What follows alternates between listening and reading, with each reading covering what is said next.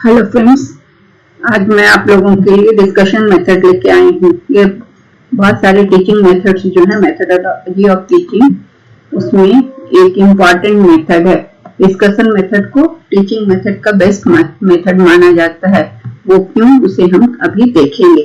ठीक है, डिस्कस करेंगे उसके बारे में, क्योंकि इसमें स्टूडेंट्स का सबसे ज्यादा पार्टिसिपेशन होता है। डिस्कशन मेथड में सारे स्टूडेंट्स का पार्टिसिपेशन होता है, इसलिए इसे बेस्ट मेथड कहा जाता है। डिस्कशन मेथड को सोक्रेटिक मेथड भी कहा जाता है, सुकरात का मेथड भी कहा जाता है, जो कि सुकरात कौन थे? एंशिएंट ग्रीक फिलोसोफर थे। वो एक यूनानी दार्शनिक थे और उन्होंने अपने स्टूडेंट्स को क्वेश्चन और डायलॉग के द्वारा पढ़ाया है। तो ये उनका मेथड माना जाता है। कहा जाता है कि ये मेथड जो है उनकी ही देन है, जिसमें स्टूडेंट्स को शामिल किया जाता है। उनका कहना है कि क्लास छोटा होता है और चूंकि ट्यूटर जो है, टीचर, वो हर स्टूडेंट के प्रोग्रेस को निर्धारित कर सकता है, देख सकता है, और उसको स्टूडेंट को भी बहुत सारे ओकेजन मिलते हैं या उनको अवसर प्राप्त होते हैं कि वो अपनी डिफिकल्टीज को टीचर से अवगत करा सके। तो ये क्या है कि जो डिस्कशन मेथड है या जो डायलॉग मेथड है या क्वेश्चन और डायलॉग, क्वेश्चन आंसर के जरिए या डायलॉग मेथड या डिस्कशन मेथड के द्वारा जो पढ़ाया जाता है, इसमें क्या है कि टीचर और स्टूडेंट्स की माइंड का मीटिंग होता है। मतलब सब मानसिक स्तर पर मिलन होता है और जिससे लोग एक दूसरे की समस्याओं को भी सॉल्व करते हैं, एक दूसरे को मदद करते हैं पढ़ने में, समझने में। तो डिस्कशन मेथड की मांग क्या है कि क्लास डिस्कशन मेथड में हर स्टूडेंट को प्रिपेयर होके आना होता है। ऐसा नहीं है कि ऐसे ही चले आए। जब डिस्कशन होना है तो उस टॉपिक को पहले से पता होता है बच्चों को और वो प्रिपेयर होके आते हैं।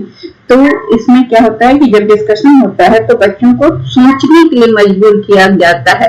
वो सोचते हैं, जब टॉपिक शुरू होता है तो उस पर वो सोचते हैं और उस पर जो बहस करना है या अपने जो पॉइंट्स देने हैं उसको वो पहले से सोच कर रखते हैं। और उनके जो दोस्त होते हैं, उनके जो सहपाठी होते हैं, वो जो क्वेश्चन करते हैं, उनके क्वेश्चन का आंसर वो प्रिपेयर करके रखते हैं। या काउंटर आर्गुमेंट, उनको अगर आर्गुमेंट करता है स्टूडेंट, अगर वो नहीं सहमत होते तो उसके साथ काउंटर आर्गुमेंट या उसकी बहस का उत्तर दे सकते हैं। इससे क्या होता है कि बच्चों की रीजनिंग का पावर स्ट्रांग होता है, उन्हें विश्लेषण करने की विश्लेषण करने का पावर बढ़ता है, रीजनिंग का पावर बढ़ता है, आर्टिकुलेशन का पावर बढ़ता है। इससे क्या है कि इससे उनमें फंडामेंटल स्किल जो है किसी भी प्रोफेशन में या किसी भी क्षेत्र में जो स्किल नेसेसरी है सफलता के लिए, उसका उनमें ये स्किल डेवलप करता है। इसलिए इसका बहुत ही महत्वपूर्ण,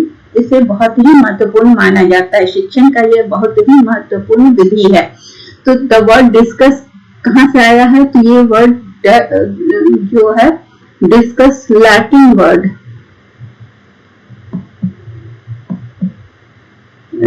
वर्ड से आया है।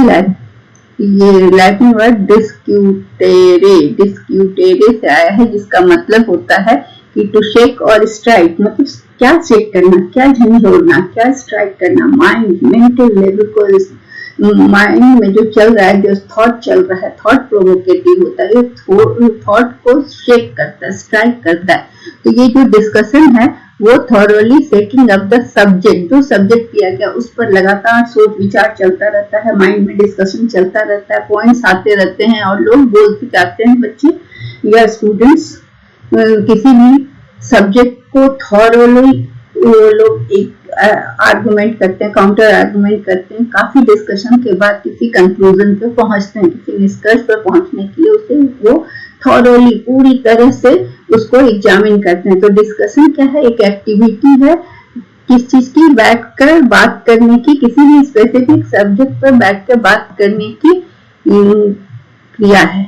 ठीक है, तो डिस्कशन चूंकि एक एक्टिविटी है तो स्टूडेंट के माइंड को ज्यादा इंगेज करती है, क्योंकि इसमें स्टूडेंट का भी इन्वॉल्वमेंट होता है, वो भी इसमें शामिल होते हैं। और लेक्चर में क्या होता है? लेक्चर में स्टूडेंट पैसिव बैठे रहते हैं, वो एक तरफ वन वे होता है। लेक्चर में केवल टीचर बोलता है, बच्चे सुनते हैं। तो वो वन वे टीचिंग होता है। और डिस्कशन में क्या होता है, टू वे होता है। इसमें दोनों तरफ से एक्टिविटी में दोनों तरफ के लोग, टीचर भी बच्चे भी इंगेज होते हैं। Instead of passively hearing the professors thought, lecture method में पैसिवली सुनते रहना है। The student engage in dialogue, यहाँ डायलॉग में शामिल होते हैं, बातचीत में शामिल होते हैं और अपने दिमाग को वर्क करने के लिए अलाउ करते हैं। वो अपने माइंड से सोचते हैं, आइडियाज लाते हैं और उसके बाद वो अपने थॉट को एक्सप्रेस करते हैं। There is a vital aspect of teaching जो कि लेक्चर मेथड से इस तरह की टीचिंग हो भी नहीं सकती है, जो कि डायलॉग या डिस्कशन मेथड से होता है। डायलॉग मेथड या डिस्कशन मेथड एक ही है। इसमें से हर को कुछ ना कुछ, हर बच्चा जो है डिस्कशन में शामिल होता है और कुछ ना कुछ फंडामेंटल, कुछ मौलिक आइडियाज लाता है जो कि वो क्लास के समक्ष रखता है और जिससे लर्निंग को बढ़ाया जा सकता है। हर किसी के आइडिया से कुछ कुछ यूनिक आइडियाज भी आ जाते हैं। तो discussion is the optimum means to bring them forth, मतलब जो भी आइडियाज हैं एजुकेशन बच्चों के मन में, उनको लाने का एकमात्र तरीका क्या है, तो ये डिस्कशन मेथड, इसको हम क्या कहते हैं, डिस्कशन मेथड को हम वाद विवाद तो नहीं कहेंगे, बातचीत के द्वारा, डायलॉग के द्वारा जिसको हम लाते हैं उसे हम डिस्कशन कहते हैं। डिस्कशन मेथड का सबसे,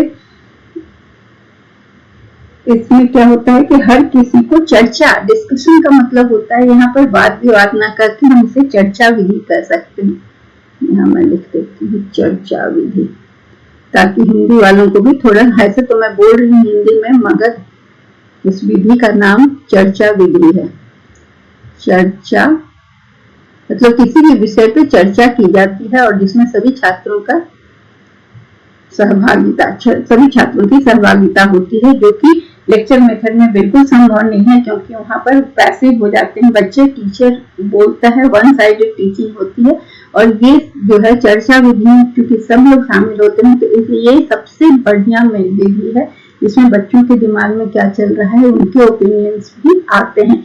तो इसमें क्या है कि ये बेसिक आइडिया जो हम कहते हैं कि ये कहा जाता है कि इस आइडिया पर ये चर्चा विधि आधारित है, जो कि मौलिक आइडिया है। क्या है कि हम एजुकेशन में जो भी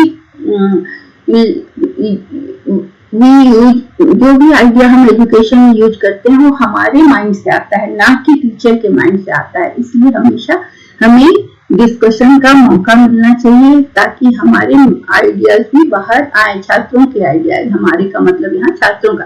तो डिस्कशन क्योंकि यह एक एक्टिविटी है और स्टूडेंट को इसमें एंगेज करते हैं टीचर से ज्यादा, है ना। लेक्चर नहीं होता है, इसमें स्टूडेंट का माइंड इसमें एंगेज होता है और वो सोचते हैं। तो यहाँ पर ये पैसिव हियरर नहीं होते हैं, पैसिवली मतलब निष्क्रिय रूप से सुनने वाले नहीं होते हैं कि प्रोफेसर बोल रहे हैं और हम सुन रहे हैं। स्टूडेंट डायलॉग में शामिल होते हैं, वो बात करते हैं और जो भी उनके दिमाग में आता है वो अपने थॉट को, माइंड में जो आता है उसको वो एक फॉर्म में लाकर एक्सप्रेस करते हैं, अपने विचारों को व्यक्त करते हैं, अभिव्यक्त करते हैं। और ये चैलेंज जो है डिस्कशन का उनको और भी हायर और सोचने के लिए और पढ़ने के लिए मजबूर करता है। जब डिस्कशन मेथड में पढ़ाई होगी तो हर छात्र प्रिपेयर होके आएगा और इसके लिए वो ज्यादा से ज्यादा अध्ययन करेगा, तो इसमें भी ज्यादा केयरफुली पढ़ेगा ताकि उससे कुछ पूछा जाए तो वो उसको एक्सप्लेन कर सके। जब तक वो खुद नहीं समझेगा तो कैसे समझाएगा, इसके लिए वो मेहनत करेगा। तो अगर ये रोजाना के आधार पर रोज वैसा करेगा तो इससे क्या होगा कि उसकी इंटेलेक्चुअल बुद्धिजीवी आदतें बढ़ेंगी, पढ़ने की आदतें बढ़ेंगी और जो कि ये आदत उसके लाइफ टाइम तक कंटिन्यू रहेगी। तो लेक्चर्स क्या है कि इंटेलेक्चुअल वर्च्यू को नहीं पैदा करता, कि बुद्धिजीवी होने के जो गुण होते हैं वो लेक्चर मेथड से नहीं पैदा होता, क्योंकि लेक्चर मेथड में क्लास में मोनोटोनी आ जाती है, नीरसता आ जाती है, बच्चे सुनते सुनते अपनी दुनिया में, अपनी सोच में चले जाते हैं। कोई भी बच्चा पूरे 40 मिनट या 50 मिनट की क्लास में कंसंट्रेट होकर नहीं सुनता जब तक कि उसको इन्वॉल्व ना किया जाए। तो कहता है कि कुछ आइडिया लेक्चर से ले सकते हैं वो, लेकिन वो सुनते कुछ दिमाग में जाता है लेकिन उस लेक्चर मेथड के वो पार्ट नहीं बन पाते हैं, क्योंकि उनको केवल सुनना होता है। तो जो अपने आप से जब वो किसी डिस्कशन मेथड में किसी टॉपिक पर सोचते हैं और उसके बारे में आइडियाज, तो वो उनके दिमाग में उनके माइंड के मेंटल मेकअप का पार्ट बन जाता है। जब वो खुद से सोचकर, खुद से पढ़कर, तैयारी करके कोई चीज में पार्टिसिपेट करते हैं, तो ये उनके दिमाग का एक हिस्सा बन जाता है, ज्ञान का, दिमाग में ज्ञान का एक हिस्सा जो कि लाइफ टाइम रह जाता है। और सुनी हुई बात और सोच कर और उसमें पार्टिसिपेट करके की हुई बात वो ज्यादा प्रभावी होती है। तो डिस्कशन क्या है कि डिस्कशन से आपका क्या क्या चीज गारंटीड होता है। डिस्कशन से आपकी अंडरस्टैंडिंग गारंटीड होती है। जब आप डिस्कस करते हैं तो कोई चीज आप अच्छे से समझ पाते हैं, लेक्चर से वो चीज नहीं होता है, ठीक है, लेक्चर से समझ नहीं आता।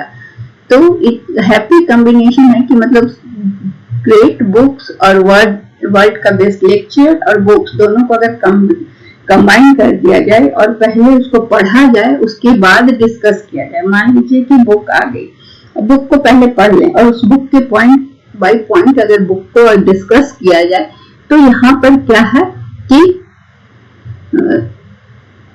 ये जो नॉलेज होगा वो ज्यादा समय तक टिकाऊ होगा, स्थायी होगा। तो ये क्या है कि इसमें है कि ये मतलब समझने के लिए ज्यादा अच्छा है जब आप उसमें डिस्कशन करते हैं या कोई चीज को पढ़कर उसको पॉइंट बाय पॉइंट डिस्कस करते हैं आपस में या टीचर के साथ। डिस्कशन मेथड में बहुत सारे फॉरम्स होते हैं, बहुत तरह का होता है। एक ओपन एंडेड डिस्कशन होता है, ठीक है। ओपन एंडेड डिस्कशन में क्या होता है कि सब आपको कुछ टॉपिक दे दिया गया, अब उसमें आपको अपने विचार प्रकट करना है। ये ओपन एंडेड है, मतलब कि इसमें कोई भी आपको रोक टोक नहीं है, आप अपने विचार को खुलकर व्यक्त कर सकते हैं। तो इसको हम कहते हैं open ended. Collaborative exchange of ideas, इसमें क्या होता है कि टीचर और स्टूडेंट या स्टूडेंट और स्टूडेंट मिलकर किसी विषय पर अपने आइडियाज देते हैं। फिर क्या है, इससे क्या होता है, इसका पर्पस है कि स्टूडेंट की सोचने को, थिंकिंग को, लर्निंग को और प्रॉब्लम सॉल्विंग, अंडरस्टैंडिंग और लिटरेरी अप्रिसिएशन, मतलब ये सब चीज को बढ़ावा मिलता है।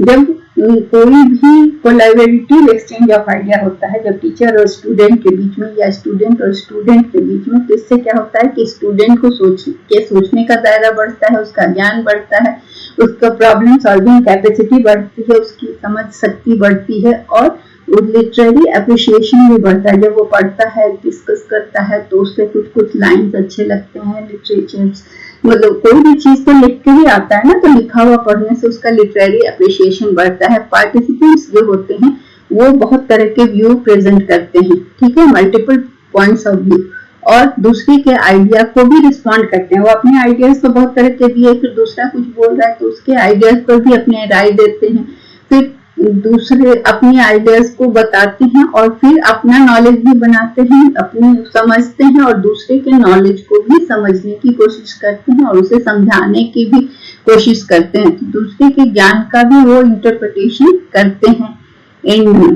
तो डिस्कशन मेथड का फायदा है कि कोलैबोरेटिव लर्निंग होती है, मिलजुल कर आपस में लोग सीखते हैं, एक दूसरे की पॉइंट से सहमत होते हैं, असहमत भी होते हैं। तो जहाँ असहमत होते हैं फिर वो दूसरा उसको कन्विंस करता है। तो इस तरह से कन्विंस करना या नहीं कन्विंस होना, ये सब के साथ उनका नॉलेज किसी भी चीज पर बढ़िया से हो जाता है, हर एस्पेक्ट को वो जानते हैं। तो डिस्कशन एक स्मॉल ग्रुप के बीच हो सकता है, होल क्लास के बीच में हो सकता है, टीचर लेड हो सकता है और स्टूडेंट लेड हो सकता है। इसमें क्या है कि डिस्कशन किसी रिटन टेक्स्ट में पर डिस्कशन होता है, और या किसी प्रॉब्लम पर डिस्कशन हो सकता है, किसी इश्यू पर डिस्कशन हो सकता है, या कोई ऐसा टॉपिक है जिस पर डिस्कशन कर सकते हैं जो कि टेक्स्ट में एग्जाम्पल मतलब किताब में है जो चीज, उस पर भी डिस्कशन हो सकता है, या डिसिप्लिन पे डिस्कशन हो सकता है, मीडिया पे डिस्कशन हो सकता है, समाज का जो नियम है उस पर डिस्कशन हो सकता है, और उसमें बच्चों की राय जानी जा सकती है, और उससे एक ओपिनियन फॉर्म होता है, एक बहुमत तैयार होता है, एक सब लोग की सहमति तैयार होती है। ये सारी चीजें होती हैं। कुछ लोग विरोध करते हैं, फिर वो अपने पॉइंट्स रखते हैं, कुछ लोग उसके पक्ष में बोलते हैं, दोनों को सुना जाता है, उसके बाद फिर उससे एक निष्कर्ष निकलता है।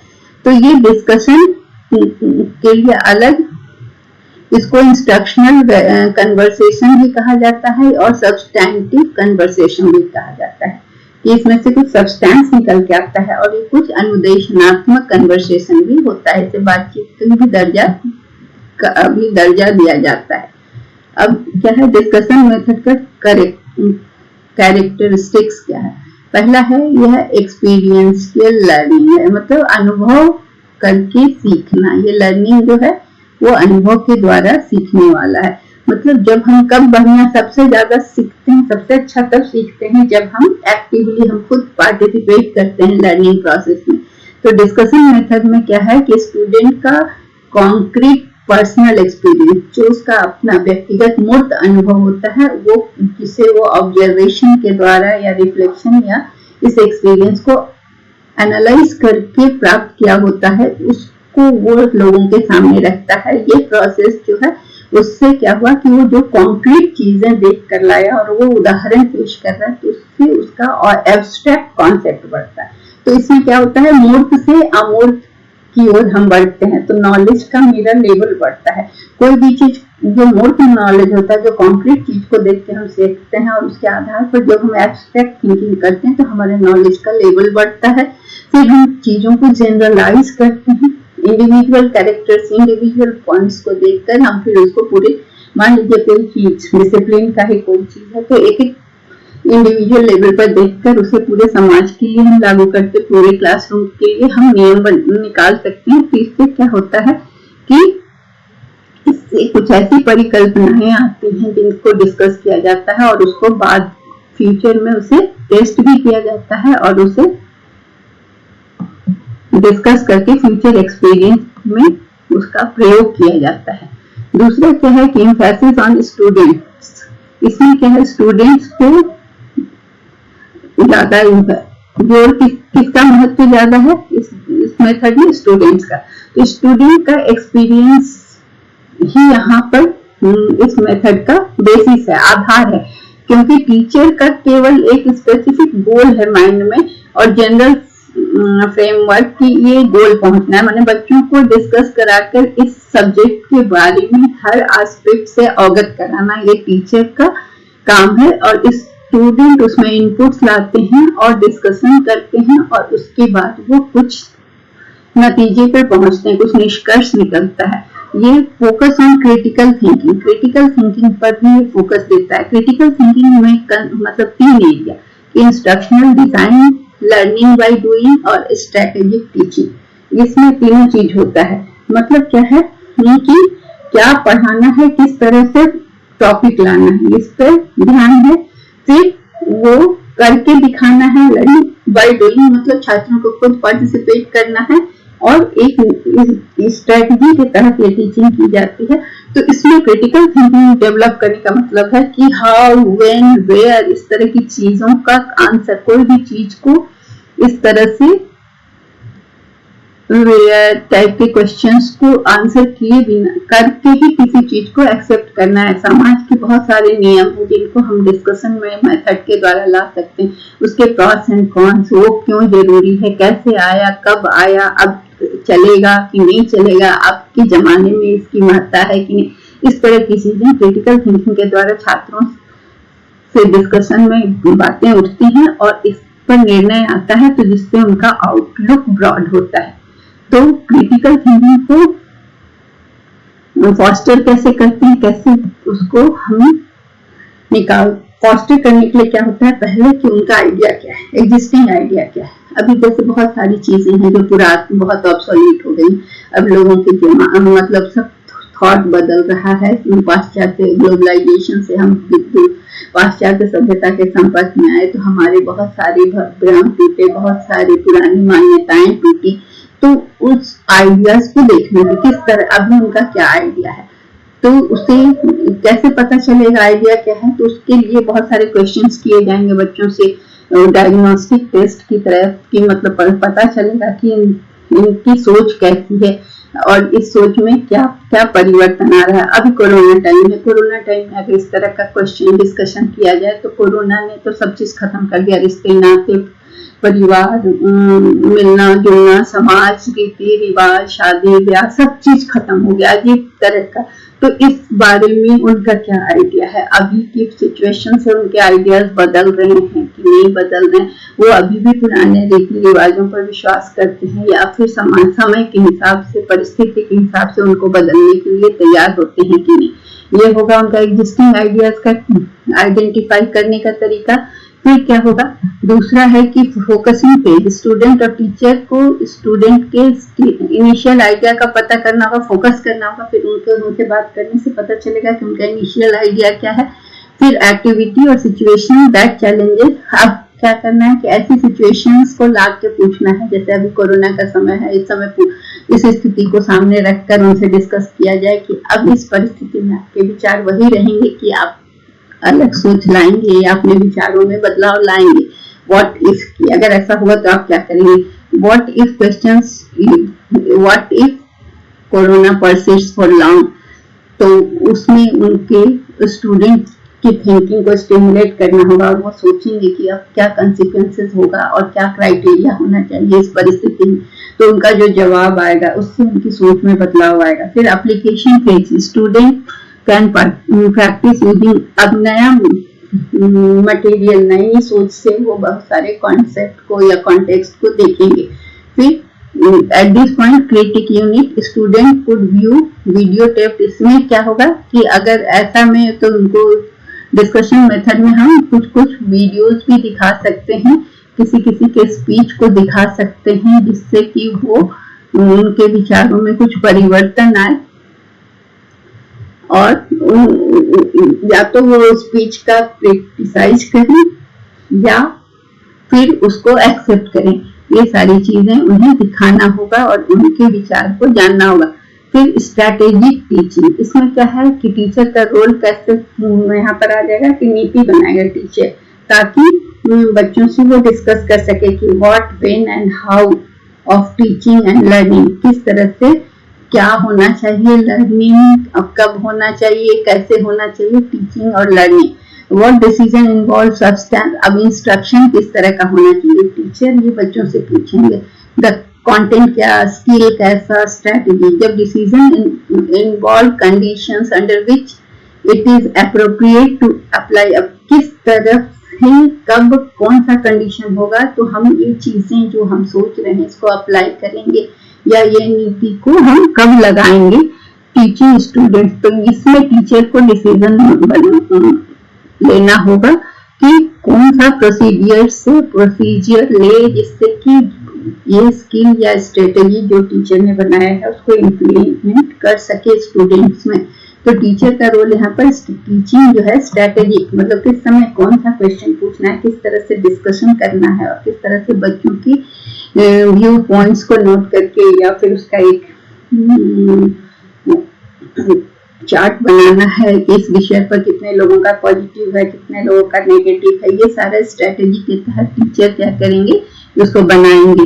टीचर क्या होगा, टीचर यहाँ पर जो होगा वो मॉडल होगा, मीडिएटर होगा, वो डिमॉन्स्ट्रेट करेगा कि कैसे सोचना है, एक टास्क दिया है उसको कैसे सोचना है और उसको किस तरह से इम्प्लीमेंट करना है।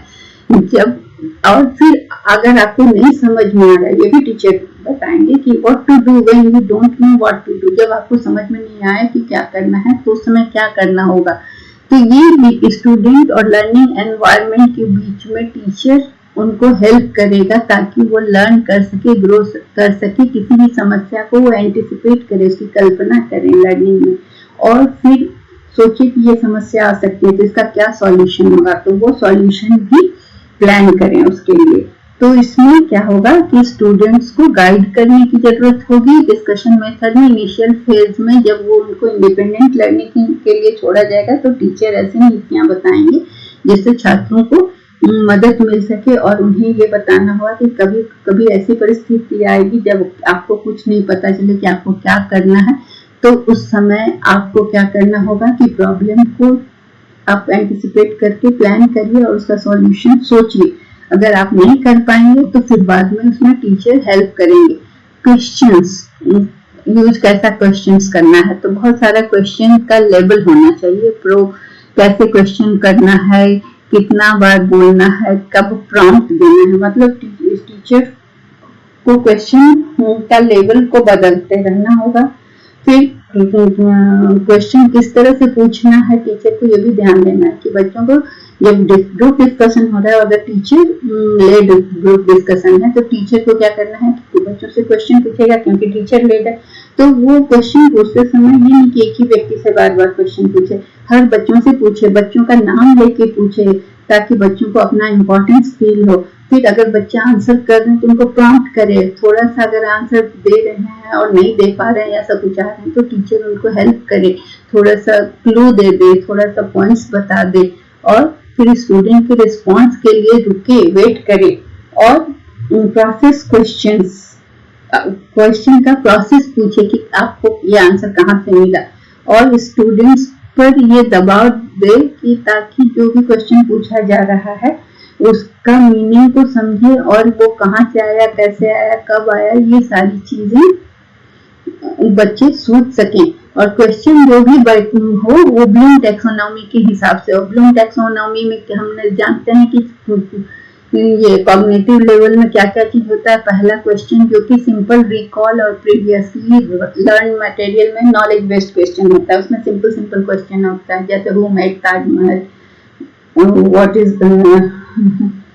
Is the capital of India, इस टाइप का क्वेश्चन जिसको कि वो पहले की मेमोरी से बता सकते हैं। फिर कॉम्प्रिहेंशन टाइप का क्वेश्चन पूछा जा सकता है जिसमें क्या है कि वो रीस्टेट और रिकॉग्नाइज लिटरल मैनर में कि क्या वो समझे, किसी चीज का एसेंशियल मीनिंग वो क्या समझे, उस तरह का क्वेश्चन पूछा जाए। फिर एप्लीकेशन का क्वेश्चन, इसमें स्टूडेंट को क्या है कि जो पहले से सीखे हुए चीज है उसको नए सिचुएशन में अप्लाई करें, तो उसे एप्लीकेशन टाइप का कोई भी चीज जो वो पहले किसी प्रॉब्लम को सॉल्व करने के लिए सीखी है उसको नए सिचुएशन में अप्लाई कर सकें। एनालिसिस क्वेश्चन जो कि स्टूडेंट को एक आइडिया को छोटे छोटे हिस्सों में बांटकर उसका एनालिसिस कर सके, लॉजिकल एनालिसिस। फिर सिंथेसिस में क्या होता है कि जो कि स्टूडेंट को जो भी आइडिया उन्होंने एनालाइज किया उसको फिर एक साथ कर सके, तो इस तरह के क्वेश्चंस होने चाहिए। फिर इवैल्यूएशन करना है उनको कि किस तरह का जो भी